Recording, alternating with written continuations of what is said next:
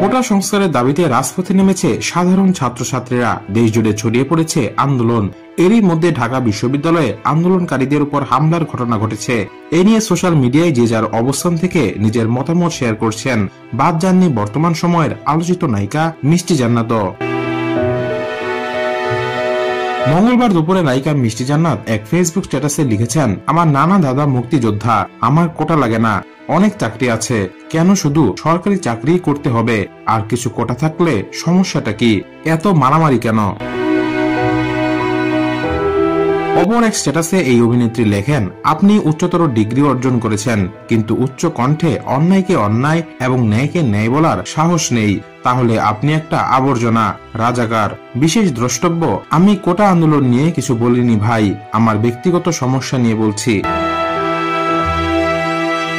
শুধু মিষ্টি জান্নাতই নয়, শিক্ষার্থীদের আন্দোলনে সরব হয়েছেন আরো অভিনয় শিল্পীরাও। চিত্রনায়িকা পরিমণি তার ফেসবুক হ্যান্ডেলে এক ছাত্রীর উপর হামলার ছবি প্রকাশ করে লিখেছেন, নারীর প্রতি সহিংসতায় আপনার জবান বন্ধ থাকলে আপনি মুনাফিক।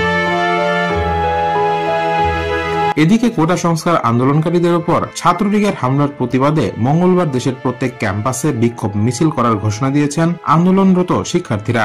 তাদের এই ঘোষণার কিছুক্ষণ পরই ঢাকা বিশ্ববিদ্যালয় সহ দেশের প্রতিটা ক্যাম্পাসে প্রতিবাদ সমাবেশের ডাক দিয়েছে ছাত্রলীগ।